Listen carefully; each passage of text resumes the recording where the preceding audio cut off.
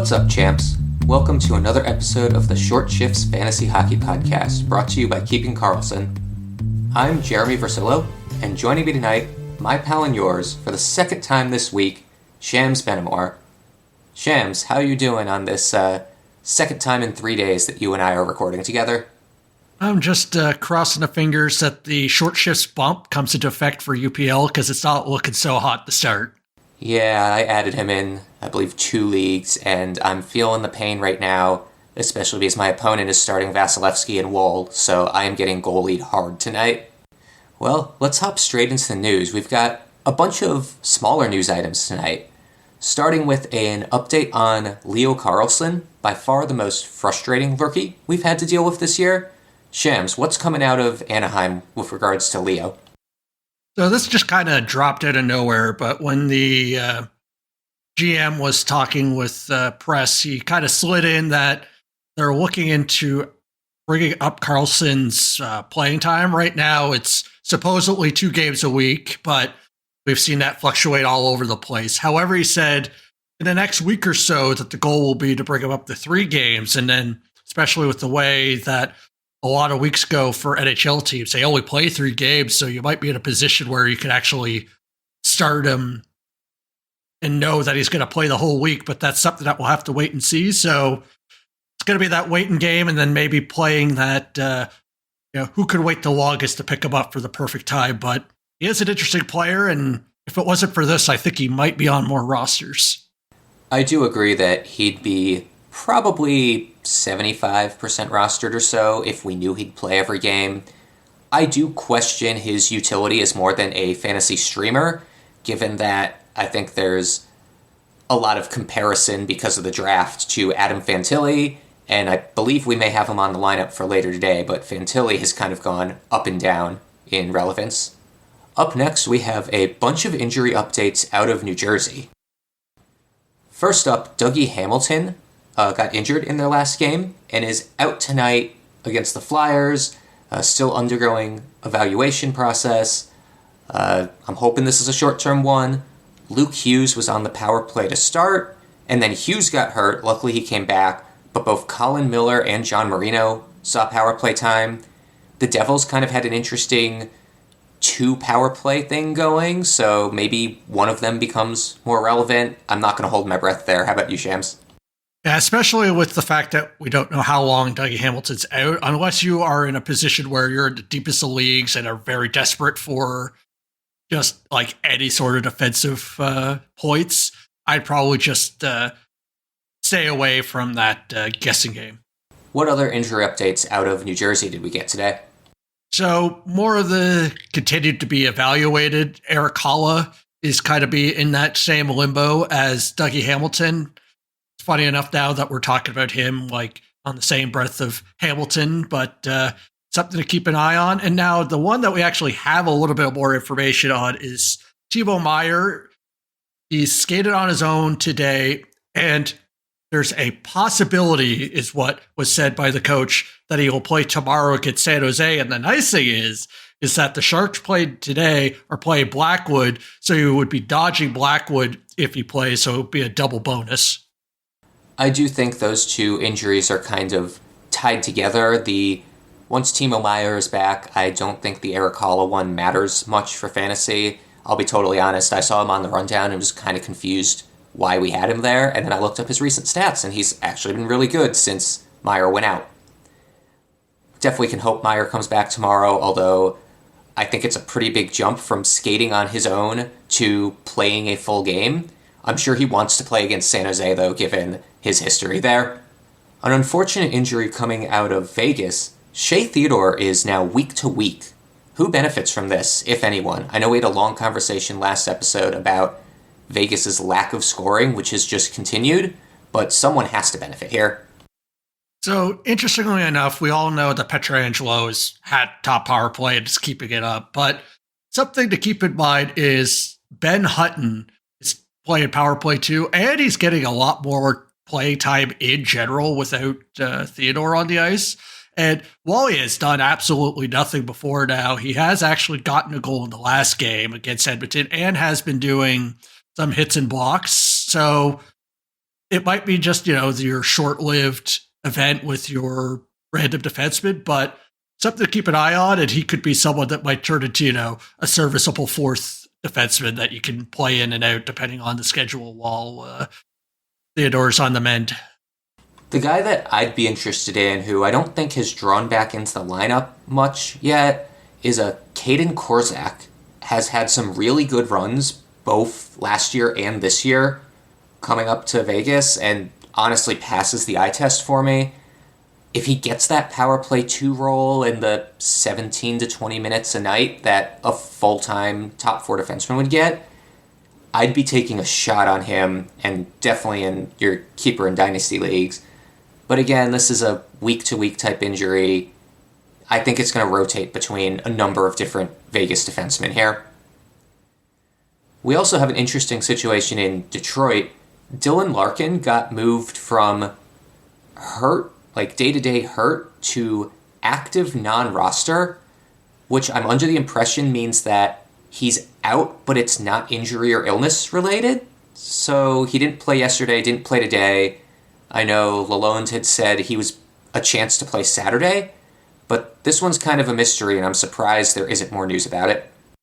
Yeah, and something to keep an eye on is, guessing what Yahoo is going to do with injury designations is a game of its own, but technically he is on the non-active roster list, so at any time, Yahoo could, and if they're actually following their own reasoning, should be putting him on the NA, which would be the same thing that Patrick Kane was on, and would make him not eligible to be on your IR spots. So something to keep in mind that at any point, assuming that he stays on that NA list, that you could be barred from doing moves while Larkin is still sitting there.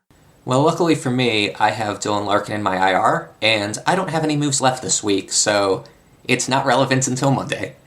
It's interesting, though, Yahoo has him as IR-NR right now, as of half an hour ago when I checked, which I'm assuming is IR non-roster. Guess that's a different designation they have, and I didn't know about it. But onto some more positive news. Who are some of the outjuries we've seen today? The big one is that we have Vilardi back for Winnipeg. He was that top line, top power play when he was playing before getting hurt. Now, while there are easing him in for the kind of the start of playing back, that's something that they've said. He is still on the top power play, which did score. I'm not sure if he pointed on it. I don't believe so.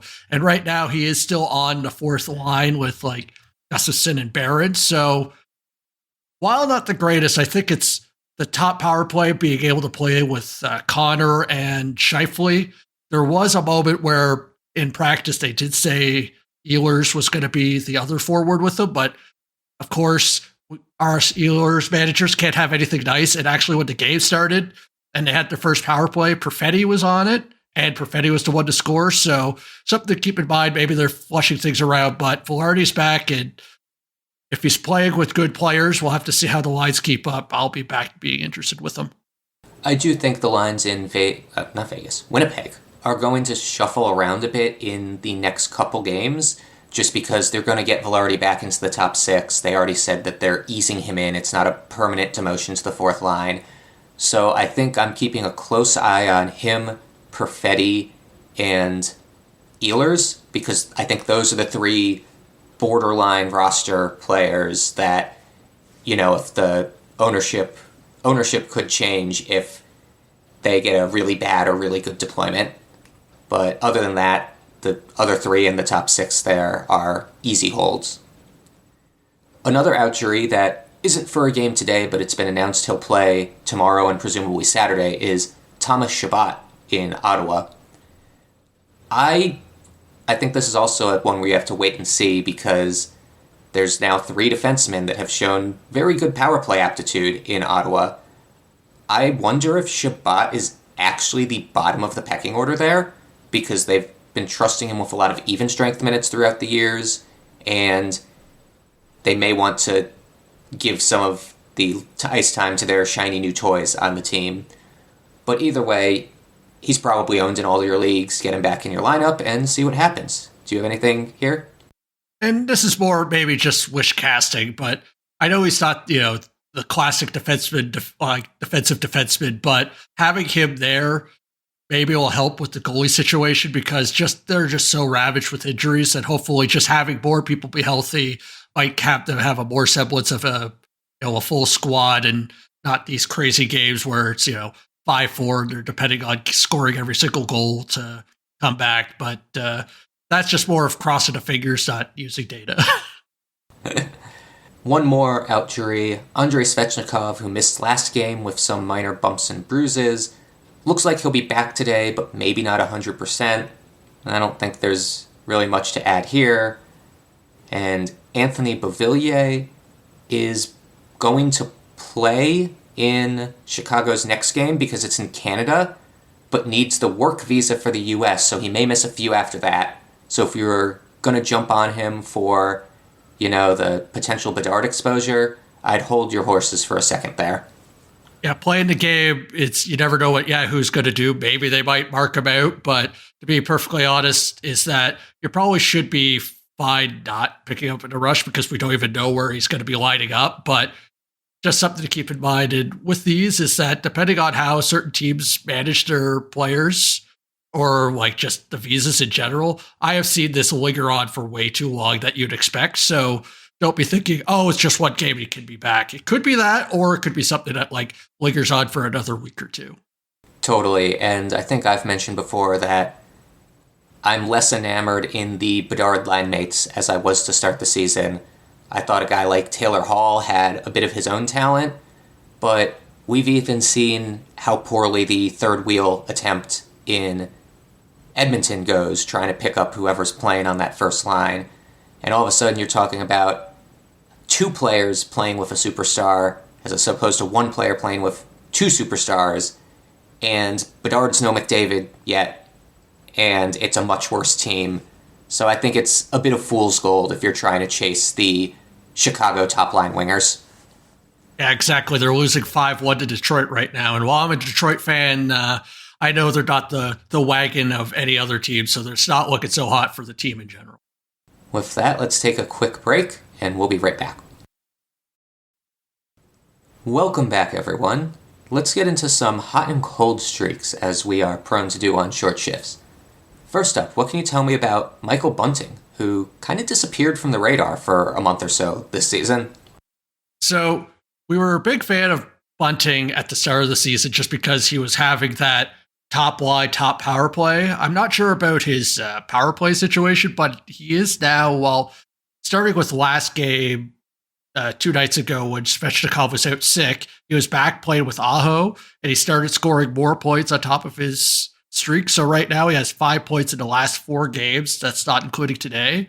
So really the big thing is that with Svechnikov back, Bunting still stayed on the top line, and Svechnikov went to the second line with Kaedan. So it's one of those situations where he was already pointing.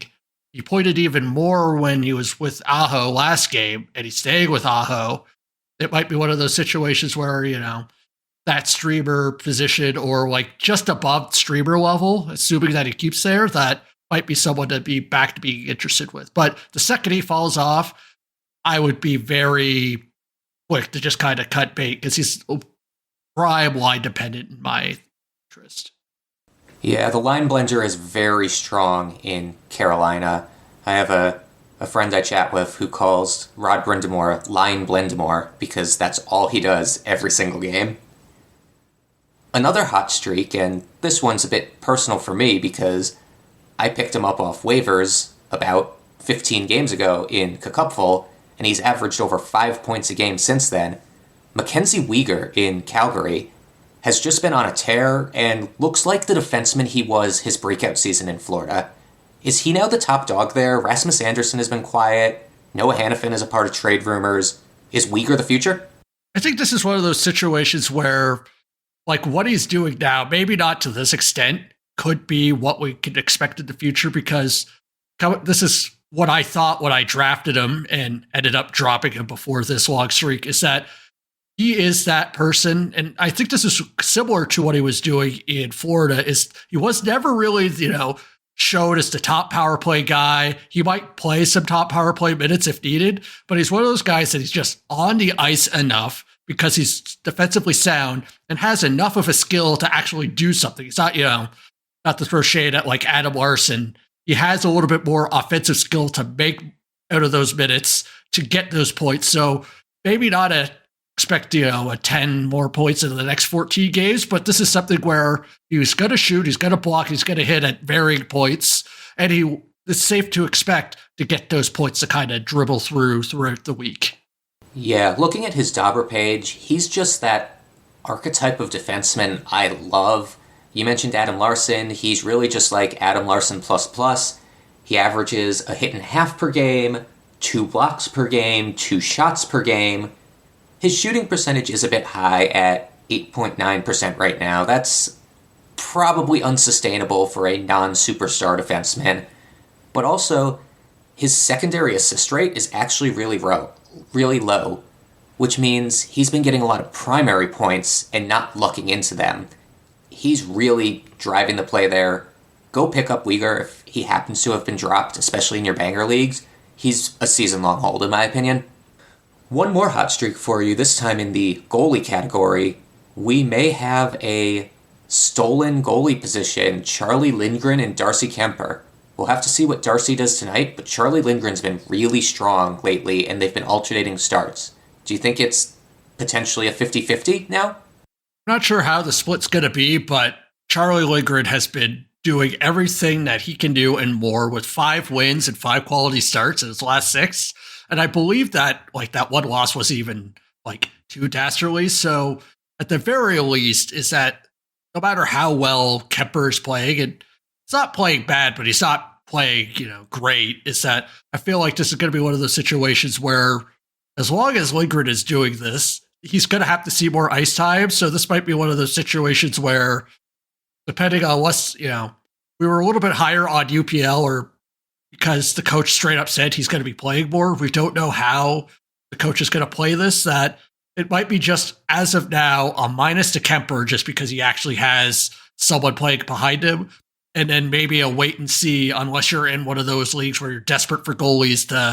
This might be just more of a plus streamer option, unless we hear news that they're going to play Lindgren more.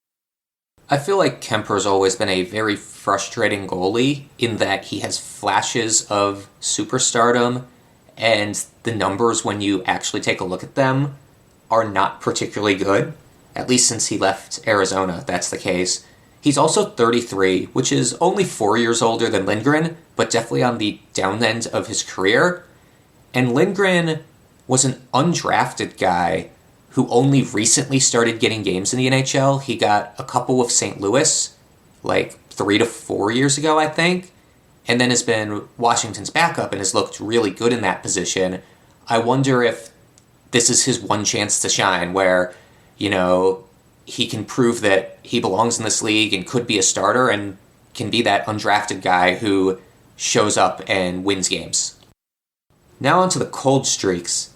Staying in Washington, the Washington power play with Ovechkin and all has been historically bad lately. Do you have the numbers handy?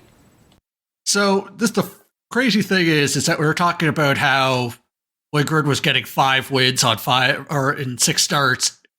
He was not getting any run support. And one of the big reasons for that is everyone is effectively cold on the offense. The reason why is because they are 0 for 31 on the power play. That's right. Literal 0. And that's dating back to October 29th. They have yet to score a power play goal in the month of November, and we're recording on November 30th. So we still have one more game. So maybe they'll break it against Anaheim. But with the way the streak's going, it's not looking so hot. I wonder what the worst power play drought in history is. And let alone, the Caps have been really good recently. I thought they were a bottom 10 team coming into this year. I am a Caps fan from my childhood and still will root for them. I love Ovechkin. Seeing that team floundering on the power play but still managing to win off of their even strength game is kind of baffling to me. But it's fun hockey to watch, so winning games matters more than the points to most of those guys.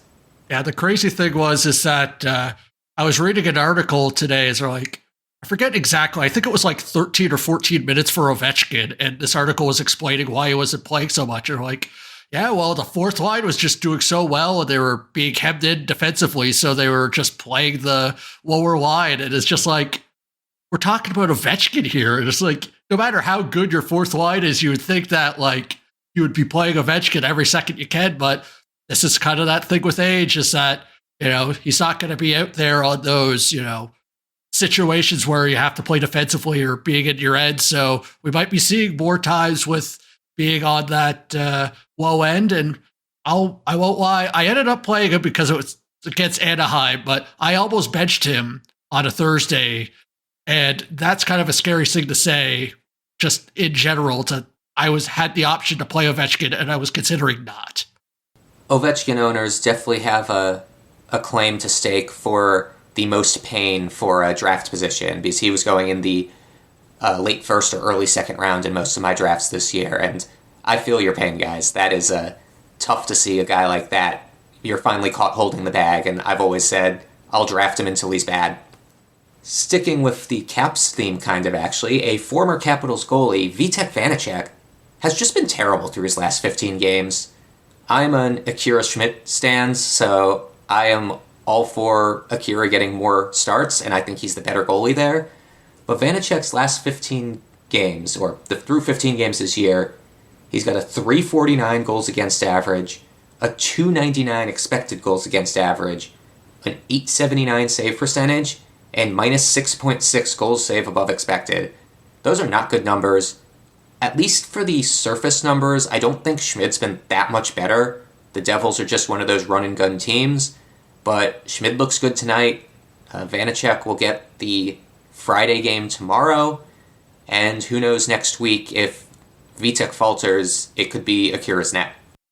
Yeah, this is one of those situations where, kind of like Kuemper, is that you've probably, depending on your situation, may have picked up Schmid for the stream or just kind of have him for those kind of situations.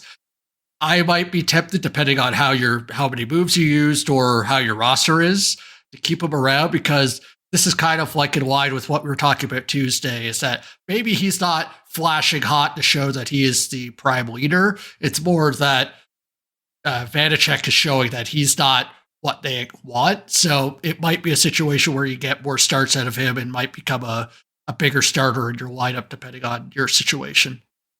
Definitely worth a hold for next week, as the Devils play Tuesday, Thursday, Saturday, Sunday.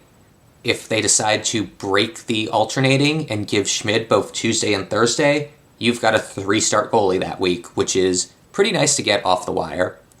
Would you be dropping Vanecek at this point? Depending on my situation, because I feel like it would really depend on that next week, is that he seems to be that kind of guy that you are not drafting high in most cases, and you're there for the volume and for the wins. So he's not playing well. That's one enough of a ding. They are still winning, so that is a nice thing to have. So if you lose the volume, then you just have a goalie that's going to sometimes play and win. Then I would put him into how you value your Logan Thompson's kind of players, or your Swaymans that might play every random game and has a good chance of winning. Unless you're keeping those kind of goalies in your league, I wouldn't be keeping Vanecek, assuming he loses starts to Schmid. I'd have no issue dropping Vanecek after Friday's game to get a Saturday-Sunday streamer or to finish off your week.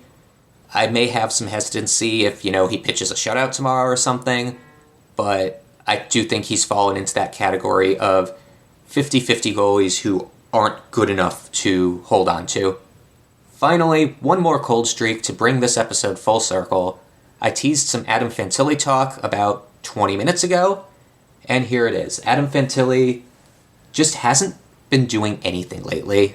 What does his numbers look like over the last 4 or 5 games?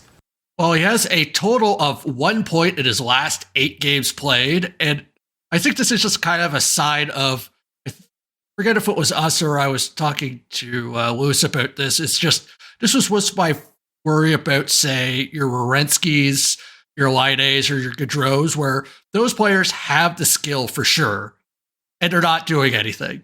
Until we think he has the skill and he's not doing anything. I think is that like right now he's scoring about 2, if that, a couple points a game because he's shooting a little bit and whatnot. And the team that he was playing, or the line that he was with I believe it was Texier and Lide. Last game, they were outscored 2-0, outchanced 6-0, and I didn't even know you could do this poorly. Their expected goals for was 0.01. I don't know what kind of play you do to get 0.01. Is that like an icing that kind of like bounced off the boards and kind of went near the net and not on it? Like, that is how poor we're talking about. Is that, like, honestly, Kent Johnson got brought up. Like, at this point, if you told me tomorrow, or like it happened right now, that they sent Fantilli down to work on his game, like, I'm not saying it's going to happen, but that's in the realm of possibility of, like, if you're not going to be playing well, like, anything's on the board. Random defensemen, say, for example, like, you could probably find a defenseman right now that gets, like, 2 shots and 3 blocks on the waiver wire, and he might score you more couple points than Fantilli is, even with that great schedule. You got to get points out of the player with a great schedule. Just find a different player and play him and get something out of him. I do think this may be a bit of the rookie lull that Anaheim's been trying to avoid with Leo Carlsson. I think Fantilli's played a lot of minutes in a lot of games and is a great player, but he looks a bit tired out there. It's actually been the last 3 games, there's been a notable drop where his Corsi for percentage has dropped from, 55 to 75% down to 40.7, 41.7, 33.3. His last game, the one that you mentioned, they had like 0 expected goals for. His expected goals for percentage was 8.3%, which would mean for every 9 goals the other team scored, his team would score 1. That's really bad. Obviously, it's small sample size, 1 game. His ice time's been down. I think they're trying to rein it in a bit. They're also having issues with basically every forward on that team not named Boone Jenner, who just continues to produce in shitty situation after shitty situation. Boone Jenner is one of my favorite players, by the way. Like, that's just so fun to watch him continue to be playing well.